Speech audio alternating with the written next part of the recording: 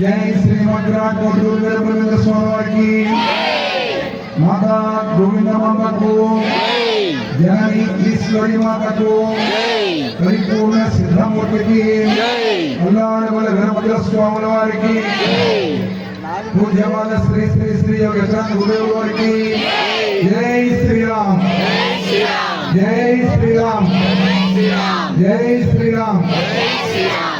మన అద్భుతంగా ఈ సంఘటిత స్థితితో అయోధ్యలో మందిరం నిర్మాణం చేస్తున్నాం. ఈ ధర్మాన్ని అద్భుతంగా ముందుకు తీసుకెళ్తాం. ఈ మైలుకూరు కేంద్రంగా ఈ ధర్మం అద్భుతంగా ప్రజలకు ఏ మాత్రం రాలేదు. నేను లోగా శ్రామిక హారతులకి మైలుకూరు రావడం జరిగింది. ఎక్కువగా 4 గంటలకు మైలుకూరు మాతృముఖులు అందరూ స్నానం చేసి సుమారు 350 మందికి పైగా మాతృముఖులు హాజరైతే నేను చాలా ఆశ్చర్యపోయినటువంటి సంఘటన. స్వగృహంలో పెళ్లి పేరెంటాలు అయితే ఏమైనా వేస్తారా తప్ప ఆధ్యాత్మిక కార్యక్రమాలకి, ఇలాంటి సాంస్కృతిక కార్యక్రమాలకి ఆ సమయంలో ఇది రావడం అంటే మైలుకూరులో ఉన్నటువంటి మాతృమూర్తులకు మాత్రమే చెల్లినటువంటి విషయం. గట్టిగా చెప్పడం. నేను ఒంగోలులో మా ఆశ్రమ కార్యక్రమంలో చాలా సందర్భాల్లో ఈ విషయాన్ని నేను ప్రస్తావించినటువంటి విషయం. మైలుకూరులో 3:30 వయసు స్నానం చేసి 4 గంటలకి 350 మందికి పైన మాతృమూర్తులు హాజరయ్యారని చెప్తే ఆశ్చర్యపోయారు. అక్కడ ఆ రోజు మీకు ఒక మాట చెప్పాను నేను. మైలుకూరు 32 కిలోమీటర్ల దూరంలో శ్రీమద్ విరాట్ కోటూరు వీరబ్రహ్మేంద్ర స్వాముల వారు వేయించేసి ఉన్నారు అని. కృతయుగంలో నరసింహస్వామి అవతారం, త్రేతాయుగంలో రామావతారం, అది ఉత్తర దేశంలో జరిగినటువంటిది. ద్వాపరయుగంలో కృష్ణ అవతారం, అది కూడా ఉత్తర దేశంలో జరిగింది. కలియుగంలో వచ్చిన వీరబ్రహ్మేంద్ర అవతారం దక్షిణ దేశంలో జరిగినటువంటి అంశం. ఆయన దేశ సంచారం చేసి అప్పుడు ఒక 30-40 ఏళ్ల కంటే ఎక్కువ ఉన్నటువంటి రవాణా సౌకర్యం లేనటువంటి కందెమల్లపల్లెలో స్థిర నివాసం ఏర్పరచుకుని అడుగు పొడుగు వర్గాలకి, కర్షకులకు అందరికీ అందుబాటులో ఉండడానికి ఒక పల్లెకు వచ్చి స్థిర నివాసం ఏర్పరచుకున్నటువంటి విరాట్ స్వరూపం శ్రీమద్ విరాట్ కోటూరు వీరబ్రహ్మేంద్ర స్వామి. ఎవరి కోసం ఆయన అలా వచ్చాడు అంటే మన కోసం. పల్లెలకు వచ్చి అవతారం పల్లెల్లో ఉండి పల్లెల్లోనే తపో సమాధిలో కూడిన అవతారం ఏదైనా ఉన్నది అంటే అది శ్రీమద్ విరాట్ కోటూరు వీరబ్రహ్మేంద్ర స్వామి. అది మీకు 32 కిలోమీటర్ల దూరంలో ఉన్నది. నేను ఆ రోజు ఆరుదలకు వచ్చినప్పుడు బ్రహ్మంగారి మండలం ఎంతమంది వెళ్ళారో చేతులెత్తమంటే 10ల సంఖ్యలో కూడా చేతులెత్తలేదు మీరు. అంటే మీరెవరు బ్రహ్మంగారి మండలం అడగలేదు అప్పటికి. ఆ రోజు నేను చెప్పాను ఇదే విషయాన్ని. కలియుగ అవతారం మీకు దగ్గరలో ఉన్నది, మీ సన్నిధిలో ఉన్నది. మీరు కాశీ వెళుతున్నారు, గయాకి వెళుతున్నారు, ప్రయాగ వెళుతున్నారు, రామేశ్వరం వెళుతున్నారు, అయోధ్య వెళుతున్నారు. బ్రహ్మంగారి మనం ఎందుకు వెళ్ళడం లేదని నేను ప్రశ్నించాను. నా ఉపన్యాసం అయిపోయిన తర్వాత కొద్ది రోజులకే మైలుకూరు నుండి సుమారు 350 మందికి పైన పాదయాత్ర చేసుకుంటూ మాధవి అమ్మగారు ఆధ్వర్యంలో, వెంకటేశ్వర మాస్టర్ గారి ఆధ్వర్యంలో కందెమల్లపల్లికి పాదయాత్ర చేస్తూ మధ్యలో మజిలీల్లో బ్రహ్మగారి చరిత్రను ప్రస్తావన చేసుకుంటూ కందెమల్లపల్లి వెళితే కందెమల్లపల్లిలో ఉన్నటువంటి ఆ గ్రామస్తులకి అర్థం కాలేదు విషయం. ఇంతమంది రావడం ఏంటి, ఒక్కసారిగా ఇంతమంది ఎలా వచ్చారు అని. దానికి కారణం అచలానంద స్వామి. అచలానంద స్వామి ఒంగోలుకి 25 కిలోమీటర్ల దూరంలో ఒంగోలైన గ్రామంలో ఆయన జన్మిస్తే ఒంగోలు వచ్చి ఆశ్రమం ఏర్పాటు చేసి ఒంగోలు స్థిరవాసం ఏర్పరచుకొని నా సమాధి జేజనాయన దగ్గరగా ఉండాలని నాకు విరజానంద స్వామికి మాతా ప్రకృణానంద గారికి వారి ముందే ఆదేశిస్తే మేము బ్రహ్మగారి మండలం దగ్గర రామచంద్రారెడ్డి అనే మహానుభావుడు స్థలం ద్వారా అక్కడ ఆశ్రమం ఏర్పాటు చేసి స్వామివారు తుదిశ్వాస విడిచిన తర్వాత మహాసమాధి తోట్లపల్లిలో చేయడం జరిగింది. అంటే 200 కిలోమీటర్ల దూరం నుండి అచలానంద స్వామి ఆయన యొక్క సమాధి ప్రక్రియను జయజనాయన సన్నిధిలో చేస్తున్నటువంటి అంశం. ఇది ఒక అద్భుతమైనటువంటి ప్రక్రియ. చెప్పండి, కాసేపు ఇతర విషయాలనే ప్రక్కన పెట్టండి. నాకు ఇచ్చింది 10 నిమిషాలు సమయం మాస్టర్ గారు, అందులో 5 నిమిషాలు అయిపోయి ఉంటుంది. మిగతా 5 నిమిషాలు జాగ్రత్తగా వినండి. మళ్ళీ అవకాశం వచ్చినప్పుడు మా మైదుకూరు వస్తారు. మైదుకూరు రావడం నాకు చాలా ఇష్టం. నేను మైదుకూరు ఏదైనా పని కోట్లపల్లి వచ్చిన మైదుకూరు వస్తే నాకు వెంకటేశ్వర మాస్టర్ గారు, మాధవి అమ్మ గారు వస్తారు. మేము సామిక హాజరుకి వెంకటేశ్వర మాస్టర్ గారిని పిలిచాము. ఊరు కృష్ణ మందిరంలో సామిక హారతలకి పాంపులెట్లు వేయించాం, అద్భుతంగా ప్రచారం ఇచ్చాం. వెంకటేశ్వర మాస్టర్ గారు వస్తే 8 మంది వచ్చారండి. ఏమండి గ్రేటింగ్ చెప్పండి, చెప్పడం అనండి. 8 మంది కోసం అవునా? మాస్టర్ గారు ఏమనుకున్నారో తెలియదు, నాకేం మాట్లాడలేదు. తర్వాత నెలలో మాధవి అమ్మగారిని పిలిచాం. ఆ ప్రక్కనే కృష్ణ మందిరంలో 5 వచ్చారండి. గ్రేటింగ్ చెప్పండి. మాస్టర్ గారికి 8 మంది వస్తే అమ్మగారికి 5 వచ్చారు. అప్పుడు నేను ఒక నిర్ణయం తీసుకున్నాను, అసలు ఎందుకు రావడం లేదు హారతులు,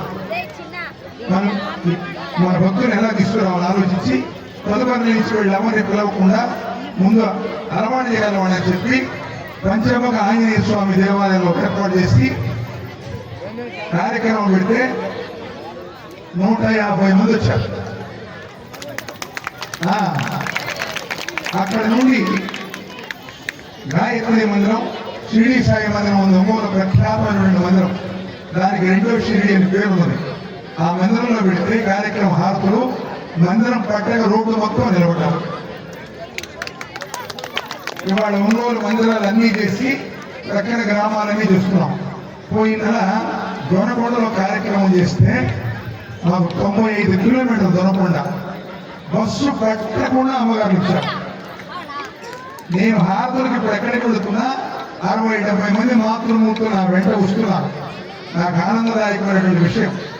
ఆ రోజు వీరిద్దరికీ రాని కారణంగా నేను గట్టిగా నిర్ణయం తీసుకొని పాంప్లెట్లు వేసి ప్రతి ఇంటికి పంచి మన ధర్మానికి మీరు రండి, గడప దాటండి, ఆశ్రమ ప్రవేశం చేయండి, జన సమూహంలోకి రండి అనే ఒక నినాదాన్ని చెప్పి ఆ విధంగా బయటకు తీసుకొస్తే వాడు ఎక్కడ హారతులు జరిపినా మా దగ్గరకు వచ్చి మామూలుగా జరపండి అని మమ్మల్ని అడుగుతున్నారు. మైదుకూరు దీని కేంద్రం. ఇవాళ ఒంగోలులో అంత అద్భుతంగా జరగడానికి కారణం వెంకటేశ్వర మాస్టర్ గారు, మాధవి అమ్మ గారు. ఒక హారతికైనా విరజాన స్వామి నమ్మితే ఒంగోలు నాగంటాడు స్వామి. అవునా? కారణం ఏంటంటే మీరు గట్టిగా ఉంటున్నారు ఇక్కడ స్వామి. ఇవాళ విరజానంద స్వామి వస్తున్నామని తెలిస్తే నేను చూడేవాడు కదా. అంటే మేమిద్దరం ఒక వేదిక మీద వచ్చే చాలా తక్కువ. ఎందుకు చూడేవాడు కదంటే ఇద్దరం ఒకే ఆశ్రమం కదా, ఇంకిద్దరం ఎందుకు అనే అభిప్రాయం ఉండేది. ఇక్కడికి వచ్చిన తర్వాత స్వామి నేను కూడా వస్తున్నాడని చెప్పాడు. నన్ను మోసం చేసుకోమని చెప్పాను. నాకు అమ్మగారు చెప్పలేదు, మాస్టర్ గారు చెప్పలేదు. స్వామి కూడా వేదిక మీద వస్తున్నాడు. అయితే నాకు తోడు నువ్వు కూడా అమ్మని మా అమ్మాయి తీసుకొచ్చాను. అమ్మాయి స్ఫురద్రూపి, మంచి మేధాశక్తి కలిగినటువంటి అమ్మాయి, ఏకసంధాగ్రహి. ఒక కఠోపనిషత్తులో ఒక మాట చెప్తాడు, గురువు ఎంత నిష్ణాతుడో శిష్యుడు అంతే నిష్ణాతుడు కావాలి. విరజానంద స్వామిని నేను తయారు చేస్తానని గర్వంగా చెప్పుకుంటాను. నేను విరజానంద స్వామి చదువుకునేటప్పుడు నువ్వు బిఏ తీసుకో, మరి ఆశ్రమానికి కావాలని అబ్బాయిని ఒప్పించి ఈ మార్గంలో తీసుకొచ్చిన తర్వాత కాశీ పంపించి పుస్తకాలపై వేదం ఎత్తివేసి వదిలేస్తే వాళ్ళ కాశ్మీర్ నుంచి కన్యాకుమారి వరకు ఈ ఆశ్రమాన్ని తీసుకెళ్ళగలిగే స్థాయికి ఎదిగాడు విరజానంద స్వామి. ఈ స్థాయి సిద్ధానంద స్వామికి లేదు. సిద్ధానంద స్వామి చదువుకోలేదు, ఆ రోజు అవకాశం లేదు. నేను చిన్నప్పటి నుంచి అచలానంద స్వామి దగ్గర తిరిగాను. అచలానంద స్వామిని ఒకటి అడిగాను, ఈ ఆశ్రమానికి పరంపరాగతమైన పీఠాధిపతి కావాలి, ఒక అద్భుతమైన పీఠాధిపతిని తయారు చేయండి అని చెప్పాను. అప్పుడు ఎవరిని అడిగాడు, విరజానంద స్వామి అని చెప్పాడు. అంటే మీ అన్న కొడుకే నీకు కావాలా, వేరే వాళ్ళు అక్కర్లేదా అని అడిగాడు. ఇదేమని అడిగాడు, వేరే వాళ్ళు నాకు దొరకలేదు, ఆ అబ్బాయికి అన్ని రకాల సామర్థ్యం ఉన్నది, ఎందుకంటే చిన్నప్పటి నుంచి నేను చూస్తున్నాను అబ్బాయిని. ఈ స్వామి ఇలా తయారు కావడంలో ప్రధానమైన పాత్ర మాతా పరిపూర్ణానంద గారిది. అద్భుతంగా తయారు చేసినటువంటిది. టైం అయిందేమో ఇంకొక 2 నిమిషాలు టైం తీసుకుంటాను. ఇవాళ నేను అచలానంద స్వామి సమాధి దగ్గర చెప్పాను. నేను అచలానంద స్వామి పరంపరించినప్పుడు కూడా ఆయనకు అదే చెప్పాను, నేను అద్భుతమైన పీఠాధిపతిని మీకు వారసుడుగా తయారు చేయగలిగాను స్వామి, నా బాధ్యత నెరవేరిందని. అచలానంద స్వామి నా తర్వాత పీఠాధిపతి నువ్వే కావాలని అడిగాడు. అది కుదరదు అని చెప్పాడు. ఎందుచేత అని చెప్పాడు, నాకు వివాహం జరిగింది, నేను గృహస్థుడిని, ఇద్దరు సన్యాసం తీసుకున్నాం. అయినప్పటికీ నేను పీఠాధిపత్యం తీసుకుంటే తరువాత ఎవరైనా గృహస్థుల పీఠాధిపతికి వస్తే పీఠాలు దెబ్బతినక స్వామి. గృహస్థులకు వ్యతిరేకం కాదు, పీఠాధిపత్యానికి గృహస్థులకి నేను అంగీకరించను. నేను చాలా ఆశ్రమాలు జీర్ణం చేశాను. గృహస్థుల పీఠాలుగా ఉన్నటువంటి ఆశ్రమాలు అంతర్ధానమైపోయిన సంఘటన అనుభవంలో జరిగినటువంటిది. అందువల్ల నేను పీఠాధిపతి కావడానికి లేదు. విరజానంద స్వామి కావాలంటే 3 రోజులు నాకు అచలానంద స్వామికి వాదం జరిగినటువంటి సంఘటన. అంటే నన్ను పరీక్షించడానికి ఆయన తయారు చేసుకున్నాడు ఆ విధంగా. ఆ తర్వాత స్వామి అంగీకరించాడు.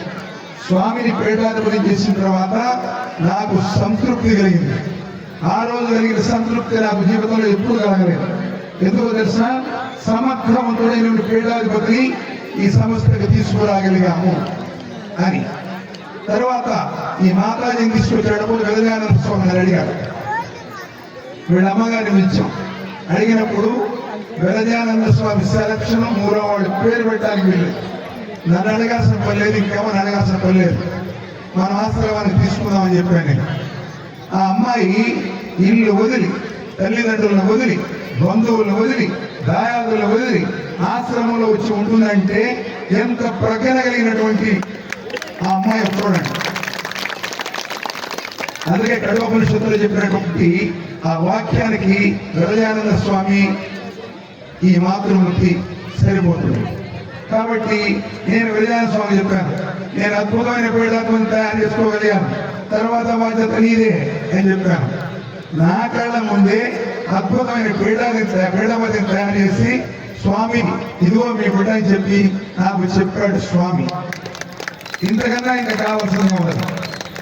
మేము రథయాత్ర చేశాం 5 సంవత్సరం. దాంట్లో ప్రధానమైన పాత్ర పోషించిన వాడు వెంకటేశ్వర మాస్టర్ గారు, మన కోలాటం మాస్టర్ గారు, ఇంకా వారి పేరు బ్రహ్మయ్య.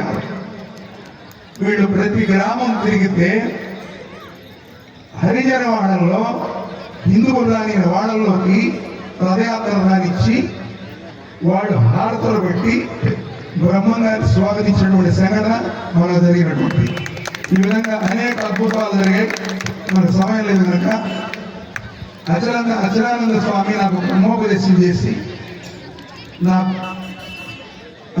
నాకు అద్భుతమైన సాధన చేయించి ఇవాళ నేను ఒంగోలులో నేను ఎన్ని గంటలైనా సాధన చేయగలిగిన స్థాయి నాకు గురువు గారు ఇచ్చాడు. నేను సాధన చేసుకుంటున్నాను. ఇక్కడ పరిపూర్ణంగా సాయంకాలం 4 గంటలకు తలుపుస్తుంది ఆవిడ, 7 గంటలకు తలుపుస్తుంది. ఆ 3 గంటలు ఎవరితో మాట్లాడకుండా సాధన చేస్తుంది. ఇవాళ అద్భుతంగా ఈ కార్యక్రమం అద్భుతంగా చేసినటువంటి మీకు వచ్చినటువంటి ప్రేక్షకులకి మైదుగురు కేంద్రంగా ప్రారంభమైనటువంటి హారతలు ఒంగోలులో కూడా అద్భుతంగా జరుగుతున్నాయి. ఇది ప్రతి పట్టణంలో జరగాలి, ప్రతి గ్రామంలో జరగాలి, ఆంధ్ర రాష్ట్రాల్లో విస్తరించాలి. ఆంధ్ర రాష్ట్రంలో హారతల కేంద్ర స్థానం మైదుగురు పట్టణమే.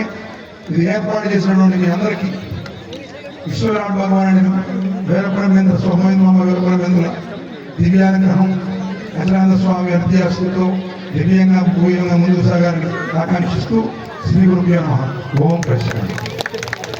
స్వామి మీ అనుమతితో ఒక విషయం స్వామి, నాకన్నా విరజానంద స్వామి మంచి పేరు తెచ్చుకున్నాడు, పెద్దవాడైనాడు అన్నారు. కానీ గురువు ఒక విద్యార్థికి బోధ చేస్తే ఆయన కలెక్టర్ కావచ్చు, ఐఏఎస్ ఐపీఎస్ కావచ్చు, కానీ టీచర్ మాత్రం అక్కడే ఉంటారు. కానీ ఆ టీచర్ యొక్క ప్రయత్నంతోనే ఈ ఐఏఎస్ అయినా ఐపీఎస్ అయినా. కాబట్టి మీరు ఉత్తమ గురువు కాబట్టి మరొక మంచి పీఠాధిపతి తయారు చేయడం మీరు మరొకసారి సజ్జన నమస్కారాలు స్వామి.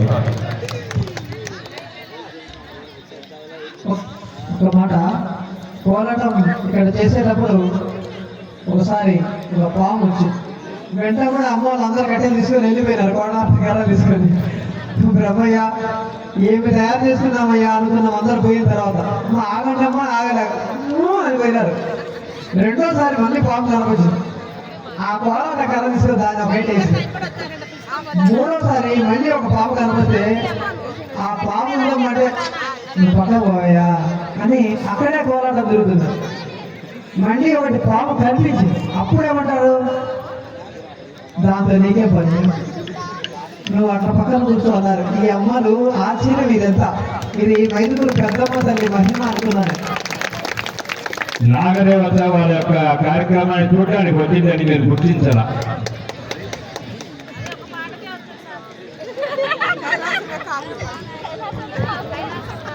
ఇప్పుడు గిరిజానంద స్వామి వారి యొక్క అభిభాషణం శ్రద్ధగా వినండి.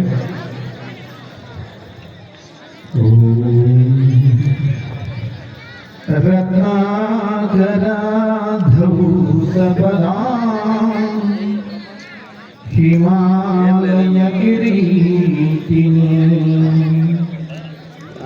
బ్రహ్మరాజర్షిరత్నాభ్యాం వందే భరతమాతరం.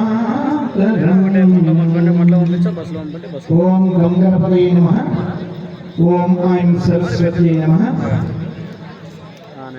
ఎక్కడో కుక్కలు కాళ్ళెత్తే రాళ్ళలాగా ఉండవలసినటువంటి నాలాంటి వారిని మీ అందరి ముందు నిలబెట్టి ఓ వెలుగుని ప్రసాదించినటువంటి మా గురుదేవులు శ్రీ శ్రీ శ్రీ పరిపూర్ణ సిద్ధానంద స్వాముల వారికి శిరస్సు వంచి పాదాలు స్పృశించి నమస్కరిస్తూ, అలాగనే నన్ను చేయి పట్టి నడిపించడమే కాకుండా నా తప్పులను సవరించి సరైనటువంటి దారిలో నడిపించినటువంటి మా అమ్మ పరిపూర్ణానందకి శిరస్సు వంచి నమస్కరిస్తూ, వీళ్ళందరినీ కూడా తీర్చిదిద్ది సమాజ సేవ అంటే ఎలా ఉంటుంది, సంఘటితం అంటే ఎలా ఉంటుంది అని వీళ్ళందరినీ తీర్చిదిద్దినటువంటి, మా అందరికీ తీర్చిదిద్దినటువంటి గురుదేవులు శ్రీ శ్రీ శ్రీ యోగి అజలానంద స్వాముల వారికి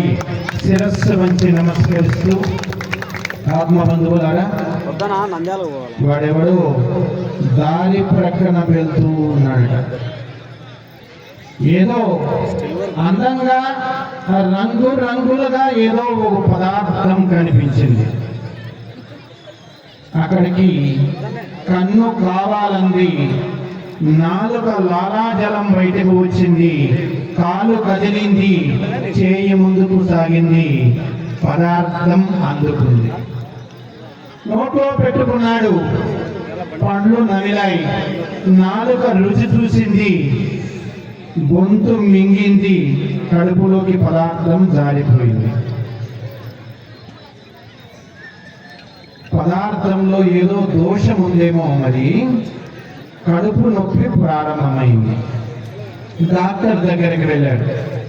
వెళ్తే డాక్టర్ అన్నాడు, ఇది మామూలుగా తగ్గదు, దీనికి ఏదైనా సూది మందు పడాలి అన్నాడు.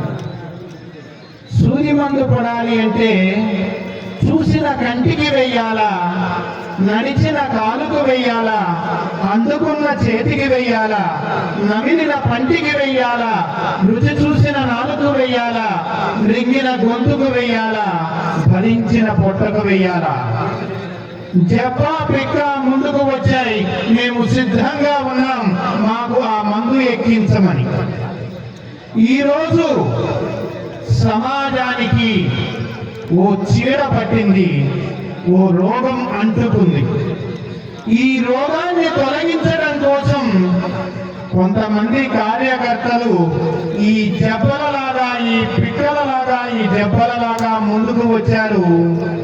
ఈరోజు సమాజానికి సంస్కారాల సూది మందు అందించడానికి మేము సిద్ధంగా ఉన్నాము అని ఈ కార్యకర్తలంతా చెప్తున్నారు. అలాగని ఆదర్శాల చేదు మాత్రాలని, విలువల చేదు మాత్రాలని మింగడానికి సిద్ధంగా ఉన్నాము. ఈ సమాజం యొక్క చీడని, రోగాన్ని వదిలించడానికి మేము సిద్ధంగా ఉన్నాము అని చెప్పి ఈ కార్యకర్తలంతా సిద్ధంగా ఉన్నారు. దేవాలయం అంటే ఒకప్పుడు భోజనశాల. దారిన వెళ్ళే ఆకలితో ఉన్నటువంటి అందరికీ కూడా కడుపు నింపినటువంటి భోజనశాల దేవాలయం. ఆగమార్థంతు దేవాలయం, దేవతలకి ఆగమనం కావాలి అంటూ గంట మోగించి ఆకలితో ఉన్నటువంటి అనాథులందరినీ పిలిచి ఆకలి తీర్చినటువంటి కల్పవృక్షం మన దేవాలయ వ్యవస్థ. ఆకలి కోసం ఏ పాపానికి వడికట్టకూడదు అని ఒక పూట భోజనం పెట్టి వారిని సరైనటువంటి దారిలో నడిపించినటువంటి వ్యవస్థ మన దేవాలయ వ్యవస్థ. దేవాలయం అంటే కేవలం భోజనశాల దగ్గరే ఆగిపోలేదు. దేవాలయం అంటే ఓ ధర్మశాలగా అది పనిచేసింది. ఎవరి ఆశ్రితులై వచ్చినటువంటి వారందరికీ కూడా ఆశ్రయం ఇచ్చి సమాజానికి నేను భరోసాగా ఉంటాను అనేటువంటి ఓ నమ్మకాన్ని కల్పించింది. దేవాలయం కేవలం ధర్మశాలగానే ఉండలేదు, దేవాలయం ఒక మల్లశాలగా ఉంది. ఎందుకు అంటే సమాజంలో శక్తిని జాగృతం చేసి సమాజానికి సంరక్షించుకోవడానికి అవసరమైనటువంటి సైన్యాన్ని సిద్ధం చేసి దేశానికి, సమాజానికి అందించింది. దేవాలయం మల్లశాల మాత్రంగానే ఆగిపోలేదు. దేవాలయం ఒక వేదశాల. వేద విజ్ఞానాన్ని అందించి విశ్వమానవులంతా సమానము అనేటువంటి సౌభ్రాతృత్వాన్ని సమాజంలో పెంపొందించి విస్తృతమైనటువంటి విజ్ఞానాన్ని సమాజానికి అందించినటువంటి వేదశాల దేవాలయం. దేవాలయం వేదశాలగానే ఆగిపోలేదు, దేవాలయం యోగశాల. ఈరోజు ఇంతటి వర్షం పడుతున్నా పూర్వం తపస్సు చేసేటువంటి వాళ్ళని ఇంద్రుడు పరీక్షించేవాడట. ఎలా పరీక్షించేవాడు? గాలులు పంపించేవాడు, వానలు పంపించేవాడు, నిప్పులు కురిపించేవాడు. అయినా చలనం కానటువంటి వాళ్ళు ఆ తపస్సులో పరిపూర్ణులైనట్లు. ఈ రోజు మీరంతా కూడా ఈ తపస్సులో పరిపూర్ణులయ్యారు. వరుణదేవుడు వచ్చాడు, మిమ్మల్ని పరీక్షించాలని వచ్చాడు, మిమ్మల్ని ఆశీర్వదించి వెళ్ళాడు. పరీక్షించి నిలబడితే ఆశీర్వదించాడు. దేవాలయం యోగశాలగానే మిగిలిపోలేదు, దేవాలయం యాగశాల. విశ్వమానవుడు ఒంటి మీద వస్త్రం లేని రోజుల్లోనే అగ్ని మీదే పురోహితం అంటూ యజ్ఞ యాగాది క్రతువులు జరిగినటువంటి నేల ఇది.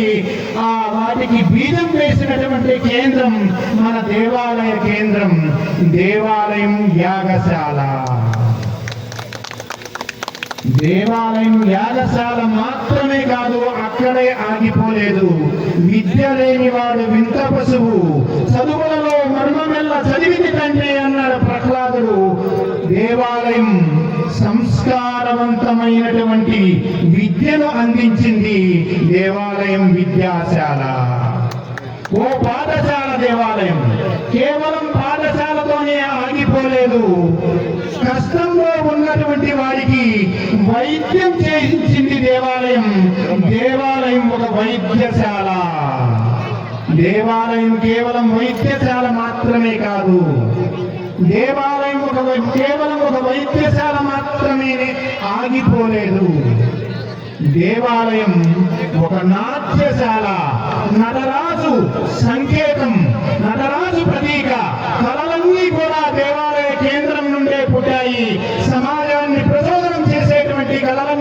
కేంద్రంగా దేవాలయం ఓ నాట్యశాలగా వెలుగొందింది. అది ఇది అని కాదు, సమాజ నిర్మాణశాల దేవాలయం, ఒక సంస్కారశాల దేవాలయం.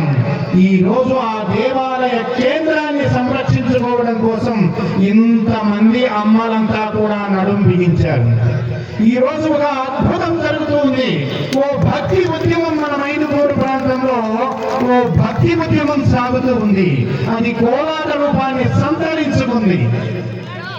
అప్పుడెప్పుడో ఓ 10 సంవత్సరాల క్రితం అనుకుంటాను, అచలానంద ఆశ్రమంలో గోవిందమాంబ ప్రసాదశాల ముందు ఉన్నటువంటి ఓ స్తంభం కింద 2 లైట్ల కింద గాయత్రి మంత్రంతో అశోక్ అనేటువంటి ఓ యువకుడు, MBA చదివినటువంటి యువకుడు అక్కడ ఉన్నటువంటి చిన్నపిల్లలందరినీ చేర్చి గాయత్రి మంత్రంతో కోలాటం నడకలు నేర్పుతూ ఉంటే నేను చూశాను, సంతోషం అనిపించింది.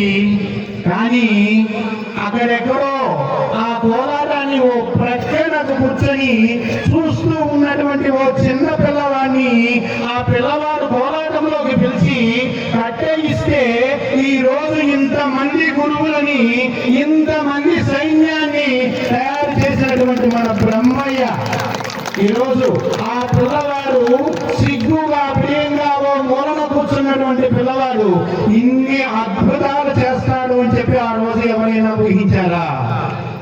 100 మంది గురువులకి గురువు అయ్యాడు. ఈ రోజు పరమ గురువు అయ్యాడు. ఇంతమంది గురువుల్ని తయారు చేశాడు. ఈ దేవాలయ కేంద్రంలో దాదాపు 40 మంది గురువుల్ని తయారు చేసినటువంటి ఘనత బ్రహ్మయ్యకి చెందుతుంది. ఆ బ్రహ్మయ్యని తీర్చిదిద్దినటువంటి ఘనత వెంకటేశ్వర్ల మాస్టర్ గారికి చెందుతుంది. ఇంతటి మహత్తరమైనటువంటి బృహత్తరమైనటువంటి కార్యక్రమానికి అవసరమైనటువంటి వేదికని, గ్రౌండ్ని సిద్ధం చేసి ఇంతమంది సైన్యాన్ని ముందుకు నడిపించినటువంటి ఘనత మా అమ్మ మాధవమ్మకు దక్కుతుంది. ఎక్కడుందో మా అమ్మ మాధవమ్మకు దక్కుతుంది. ఈరోజు మైదుకూరు అనేటువంటిది ఒక చైతన్య కేంద్రం. అప్పుడెప్పుడో తమకు ఆశ్రయం ఇచ్చినటువంటి ఇంటిలో నుండి రోదనలు విని కుంతీదేవి ఏమి జరుగుతుందా అని ప్రక్కగా వెళ్ళి వింటూ ఉంది. ఆ ఇంటి యజమాని అంటున్నాడు, ఆ బకాసురుడికి ఆహారంగా వెళ్ళే వంతు ఈ రోజు మన ఇంటికి వచ్చింది కాబట్టి నేను వెళ్తాను, నువ్వు పిల్లలిద్దరిని సంరక్షించు, మంచి పౌరులుగా తీర్చిదిద్దు అని చెప్పి ఆ ఇల్లాలకి చెబుతూ ఉంటే ఆ అమ్మ అంటుంది, నువ్వు ఇంటి యజమానివి, నీ అవసరం పిల్లలకి ఉంది, నేను వెళ్తాను వాడికి ఆహారంగా, ఈ పిల్లలందరినీ నువ్వు సంరక్షించు అని ఆ ఇల్లాలు అంటూ ఉంటే, అమ్మా నేనుండగా మీరు వెళ్ళటం ఏంటి, మీ బిడ్డను నేనున్నాను, నేను ముందు వెళ్తాను, నేను బ్రతికుండగా మీకు ఈ కష్టం రానివ్వను అని నేను ముందుకు వెళ్తానన్నటువంటి ఆ ఇంటి పిల్లవాడు, ఆ కుర్రవాడు మాట్లాడుతూ ఉంటే అక్కడ ఉన్నటువంటి ఓ అమ్మాయి అంటుంది, అన్న మీరు కాదు వెళ్ళవలసింది, మీ అవసరం ఈ రోజు సమాజానికి ఉంది, అమ్మా నాన్న అవసరం ఈ ఇంటికి ఉంది, నేను వెళ్తాను, ఈ తల్లిదండ్రుల రుణం తీర్చుకునేటువంటి అవకాశం నేను తీసుకుంటాను అని చెప్పి ఆ అమ్మ అంటూ ఉంటే లోపలకు వచ్చినటువంటి ఆ కుంతీదేవి అంది, అమ్మా మీరెవరు వెళ్ళవలసినటువంటి పని లేదమ్మా, నాకు 5 బిడ్డలున్నారు, 5 బిడ్డలున్నారు, మిమ్మల్ని చూస్తే నాకు ముచ్చట అనిపిస్తుంది, మాకు ఆశ్రయం ఇచ్చారు, మీకు ఎంత చేసినా తక్కువే, ఎంత చేసినా తక్కువే, కాబట్టి నా బిడ్డను పంపిస్తానమ్మా అంటే ఆ ఇంటి వాళ్ళు ఒప్పుకోలేదు. వాళ్ళని ఒప్పించి తన బిడ్డని బగాసురునికి ఆహారంగా బండెడు అన్నము 2 దున్నపోతులను కట్టినటువంటి బండితో పంపించింది. ఆ తరువాత భీముడు వెళ్ళటం, బగాసుర సంహారం చేయటం ఇదంతా మీకు తెలుసు. ఆ కుంతీదేవి లాంటి మాతృమూర్తులు ఈ రోజు ఈ దేశానికి కావాలి. ఈ దేశం నాకు ఆశ్రయం ఇస్తూ ఉంది, ఈ దేశానికి నా బిడ్డల్ని దేశం కోసం నేను ఏమి చేయడానికైనా సిద్ధంగా ఉన్నాను అనేటువంటి ఆ కుంతి మాత లాంటి వాళ్ళు ఈ రోజు ఈ దేశానికి అవసరం ఉందమ్మా. రాముడు అరణ్యాలకి వెళ్తూ, అమ్మా అరణ్యాలకి వెళ్తున్నాను అంటే ముందు శోకించిన, ఆ తర్వాత దీవిస్తూ యం పాలయసి ధర్మం త్వం తృత్యాచనీమేన చ సవై రాఘవ శార్దూల ధర్మస్వాం అభిరక్షదు. నాన్నా రాఘవ, నీవు ఏ ధర్మాన్ని అయితే పాటిస్తున్నావో, ఏ ధర్మాన్ని అయితే సంరక్షిస్తున్నావో, ఏ ధర్మాన్ని అయితే పరిపాలిస్తున్నావో ఆ ధర్మము నిన్ను నడిపిస్తుంది నాన్న, వెళ్ళిరా అని ఆశీర్వదించి పంపించినటువంటి కౌసల్య మాతల అవసరం ఈ నేలకి ఉందమ్మా. అంతేకాదు, రాముడి వెంట రాముడిలో దశరథుని చూసుకో, సీతలో నన్ను చూసుకో, నువ్వు నడయాడే అడవిలో అయోధ్యను చూసుకో అని ఆశీర్వదించి లక్ష్మణుని పంపించినటువంటి సుమిత్రాదేవి అవసరం ఈ దేశానికి ఉంది. అంతేకాదమ్మా, ఒక వీర శివాజీని తయారు చేసినటువంటి ఓ ధర్మవీరుడుగా, హిందూ సామ్రాజ్య స్థాపకుడుగా, విశ్వ మానవ సౌభ్రాతృత్వాన్ని కోరుకునేటువంటి ఈ ధర్మాన్ని పరిరక్షించవలసినటువంటి బాధ్యతను గుర్తు చేస్తూ తీర్చిదిద్దినటువంటి ఆ జిజియాబాయి అవసరం ఈ దేశానికి ఈ రోజు ఉందమ్మా. ఓ స్వామి వివేకానంద తయారు చేసినటువంటి తల్లి భువనేశ్వరి అవసరం ఈ దేశంలోకి ఉంది. మీలో వాళ్ళందరి యొక్క అంశ ఉంది. ఈ రోజు దేవాలయం, ఈ రోజు కోలాటం ఎందుకు నడుస్తుంది అంటే మనం ఏమీ చేయవలసినటువంటి పని లేదు. ఈ దేశానికి మనం చేయవలసిన పని ఏమిటి అంటే సంఘటితం కావడం, సంఘటితం చెయ్యటం. దేవాలయ కేంద్రం యొక్క లక్ష్యం అది. వీధిలో ఉన్నటువంటి విద్వేషాలని, ద్వేషాన్ని, అసూయని అన్నింటినీ కూడా ఓ పండగో, ఓ పబ్బమో దేవాలయ కేంద్రం అన్నింటినీ మాన్పి వాళ్ళందరి మధ్యలో ఒక సమరసత భావనను తీసుకొని వస్తుంది. ఈ రోజు దేవాలయం అలా పనిచేసే విధంగా ఆ దేవాలయ కేంద్రాలను తీర్చిదిద్దుతున్నటువంటి ఈ మాతృమూర్తులందరికీ కూడా గురుదేవులు శ్రీ శ్రీ శ్రీ యోగి అచలానంద స్వాముల వారి ఆశీస్సులతో పాటు హనుమత్ లక్ష్మణ సమేతుడైనటువంటి సీతారామచంద్రమూర్తి ఆశీస్సులు సర్వదా సర్వత్రా ఉండాలని, మీ అందరి కుటుంబాలలో ఆయురారోగ్యములు, భోగభాగ్యములు, సుఖ సంతోషములు సమృద్ధిగా ఉండాలి అని చెప్పి కోరుకుంటూ మరొక్కసారి మీకు తెలియజేస్తుంది ఏమిటంటే అమ్మా, ఈ కోలాటం కళకి కులం లేదు, కళకి ప్రాంతం లేదు, కళకి ద్వేషం లేదు. కళకి తెలిసింది ఏమిటి అంటే కలుపుకొని పోవటమే. అందుకని ఇంతమంది కోలాటం అనేటువంటి ఈ కార్యక్రమం 150 మంది పైన మాతృమూర్తులు లయబద్ధంగా అడుగు తడబడకుండా వేస్తూ ఉన్నారంటే మీ ఏకాగ్రత, మీ గురువు యొక్క ప్రావీణ్యత, ఆయన యొక్క పరిశ్రమ, ఇవన్నీ కూడా చూసేటువంటి వాళ్ళందరికీ కూడా సుస్పష్టంగా అర్థమవుతూ ఉన్నాయి. అమలారా, మీ పని ఇంతటితో పూర్తి కాల, ఈ రోజు ఆరంభమవుతూ ఉంది. మనం చాలా ముందుకు వెళ్ళవలసినటువంటి అవసరం ఉంది. మన దేవాలయ కేంద్రాన్ని మనం సంరక్షించుకోవలసినటువంటి అవసరం ఉంది. సామూహిక హారతలు జరగాలి, నగర సంకీర్తనలు జరగాలి.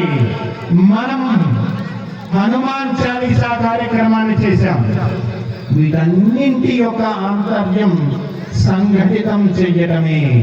ఎందుకు సంఘటితం చెయ్యాలి అంటే విశ్వ మానవ కళ్యాణాన్ని కోరుకునేటువంటి ఈ ధర్మం మనుగడ సాగితే ప్రపంచమంతా కూడా సుఖశాంతులతో ఉంటుంది.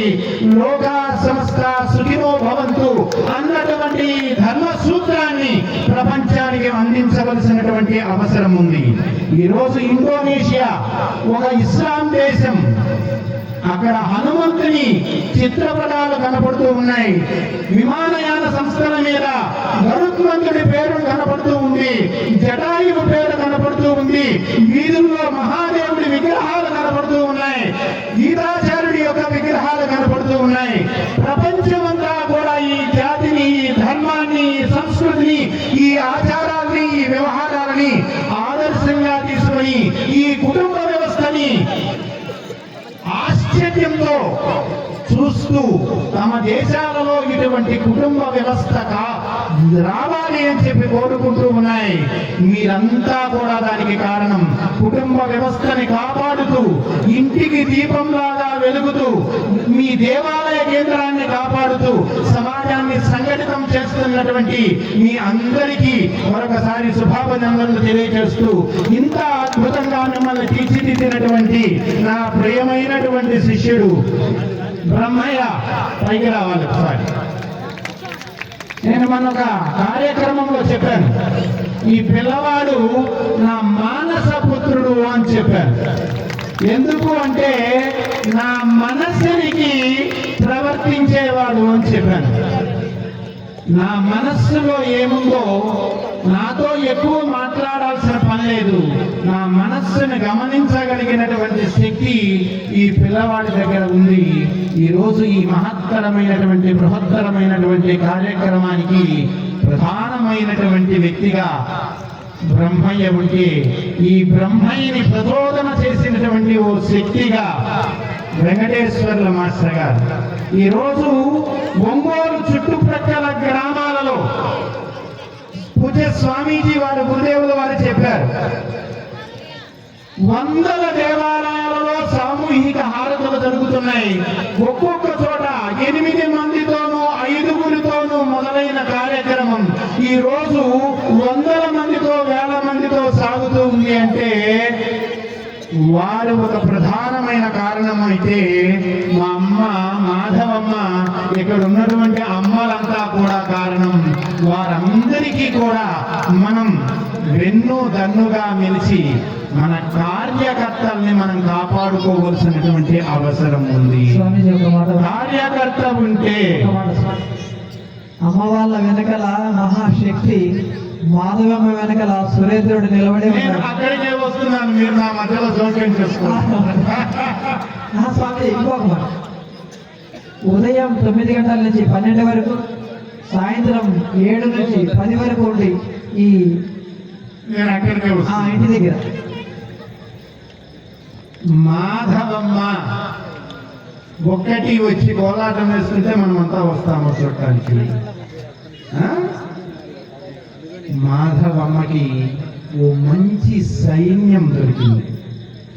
ఆ సైన్యానికి మంచి శిష్యులు దొరికారు. ఈరోజు మీరు ఇంత అద్భుతంగా కార్యక్రమం చేయగలుగుతున్నారంటే ఈ అమ్మల వెనక వారు ముందే లీక్ చేశారు విషయం. ఇంట్లో ఉన్నటువంటి ఆ మగవాళ్ళు, ఆ మహానుభావుల యొక్క సహకారం ఇది మామూలు విషయం కాదు. రోజుకి 3 గంటల నుండి 6 గంటలు సాధన చేసిన రోజులు ఉన్నాయి. 1 గంట, అరగంట పంపించాలంటేనే ఒప్పుకోనటువంటి సమాజంలో ఇంతమంది అమ్మలని కార్యకర్తలుగా తీర్చిదిద్దటంలో వీళ్ళ యొక్క సామర్థ్యము, శక్తి, కృషి ఎంత ఉందో వీళ్ళ వెనక ఆ ఇంటి యజమానుల యొక్క సహకారము, ఆశీర్వాదము, అనుమతి అవన్నీ కూడా అంతకు మించి ఉన్నాయి. వారికి ఏమిచ్చినా కూడా మనం రుణం తీర్చుకోలేము. ఇంతమంది కార్యకర్తలను తీర్చిదిద్దినటువంటి వ్యక్తులకు. అంతేకాదు, వాళ్ళు మాత్రమే కాదు, ఆ ఇంట్లో అత్తగా కూర్చున్నటువంటి వాళ్ళు, ఆ ఇంట్లో బిడ్డలుగా ఉన్నటువంటి వాళ్ళు అందరూ అవకాశం కల్పిస్తే, అనుమతిస్తే ఈ మహద్భుతమైనటువంటి యజ్ఞం సాగింది. సంఘటితం ఒక యజ్ఞం. ఈరోజు ఆ యజ్ఞ కార్యం నిర్విఘ్నంగా కొనసాగింది అంటే యజ్ఞం సఫలమైంది అని ఎలా తెలుస్తుందో తెలుసా? ఓ జల్లు వాన కురవాలి. కురిసిందా? కురిసిందా? ఈ సంఘటిత మహాయజ్ఞం సఫలమైనట్లేనా? సఫలమైనట్లేనా? అయినట్లేనా? అయినట్లేనా? జై శ్రీరామ్, జై శ్రీరామ్, జై శ్రీరామ్. మా మాస్టర్ గారు ఆయన ఏం చెప్పారంటే, మీరు జై శ్రీరామ్ అంటే మీరే పీక్కులు అరిస్తే వాళ్ళు మిమ్మల్ని అందుకోలేకపోతున్నారు. ఏం స్వామి మీరు చిన్నగా చెప్పకూడదా అన్నారు. కాదు, మా అమ్మని తలుసుకునేటప్పుడు నాభి దగ్గర నుండి వస్తే నా ఆనందం వేరు. అందుకని నా కోసం చెప్తున్నాను, జై శ్రీరామ్. భారత్ మాతా కీ, భారత్ మాతా కీ, భారత్ మాతా కీ. ఓం శ్రీ గురుభ్యో నమః. జై శ్రీరామ్.